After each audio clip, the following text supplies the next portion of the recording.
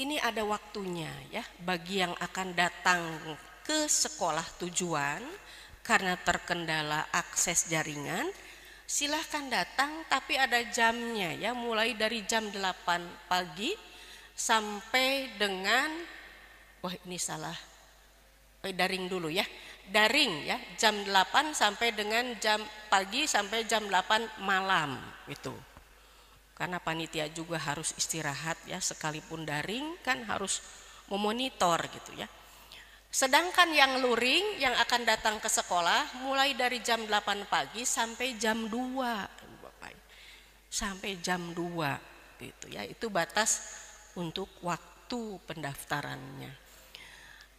Kemudian siapa yang melaksanakan pendaftaran? Tentu orang tua atau wali ya, baik secara daring atau tadi kalau luring ya, dan daring ini dikoordinasikan oleh Dinas Pendidikan Provinsi ya. Nah, ini alamatnya Ibu Bapak ya. Untuk daring yang akan menggunakan website, ini alamatnya ya. http://disdik.jabarprof.go.id. Kalau melalui HP, mau menggunakan HP ya, aplikasi Sapa Warga baik berbasis Android maupun iOS, ini alamatnya https://linkin.bio.sapawarga_Jabar. Kemudian tadi diingatkan sudah, kalau terkendala juga silahkan datang ke sekolah tujuan ya. Nah, nanti di dalam website pendaftaran, kalau sudah ada yang daftar akan bisa kita lihat jumlah kuota, jumlah pendaftar, nomor pendaftaran, nama calon murid, asal satuan pendidikan, alamat dan jarak domisili ya. Kemudian hasil perhitungan nilai rapot, prestasi yang dimiliki, peringkat hasil seleksi. Ya, ini sekurang-kurangnya ini akan dimutakhirkan ya. Dimutakhirkan secara berkala sekurang-kurangnya tiap 2 hari sebelum hari, sekurang-kurangnya 2 hari sebelum hari pendaftaran berakhir. Siapa yang bisa melihat? Tentu yang memiliki akun ya, yang memiliki akun untuk masuk ke dalam aplikasi tersebut ya. Dan akun ini sudah diberikan pada bulan Maret yang lalu ketika ada koordinasi dengan Kepala Dinas Pendidikan Kabupaten Kota, diinformasikan lalu oleh tim Disdik disampaikan ke para operator di SMP dan MTS. Berikutnya, bagaimana dengan yang sekolah dari luar negeri?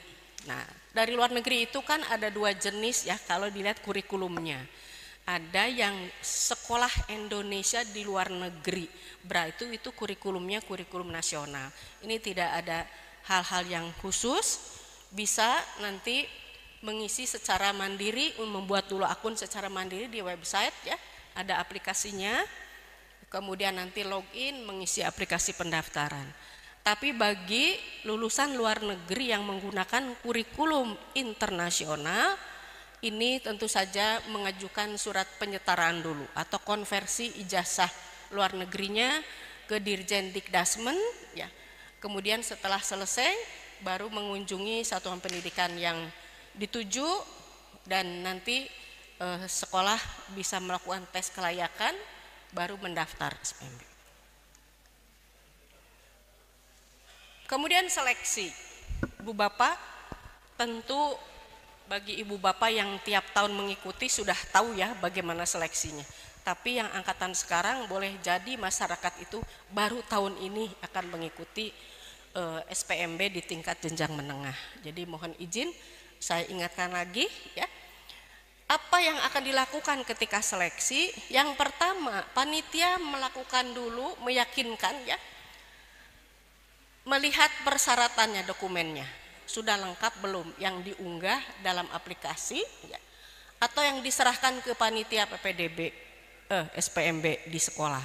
Diperiksa dulu dokumennya, lalu panitia memverifikasi, memvalidasi terhadap dokumen persyaratan ya, apakah sesuai, ada kekurangan atau bagaimana ya.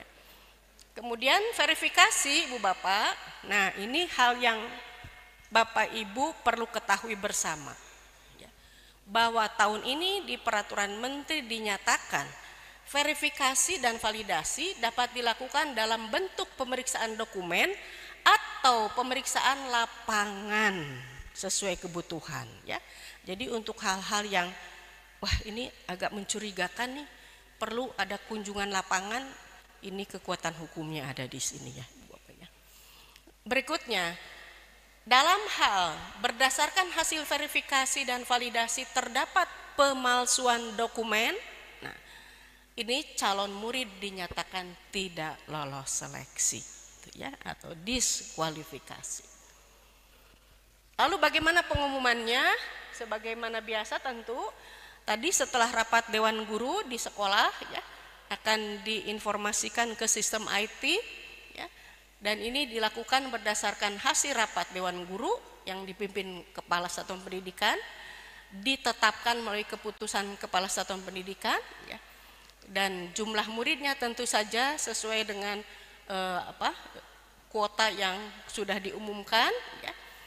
Kemudian di dalam hal pengumuman juga akan diumumkan calon murid yang tidak lolos seleksi. Jadi ada dua, baik yang lolos seleksi maupun yang tidak lolos seleksi ya.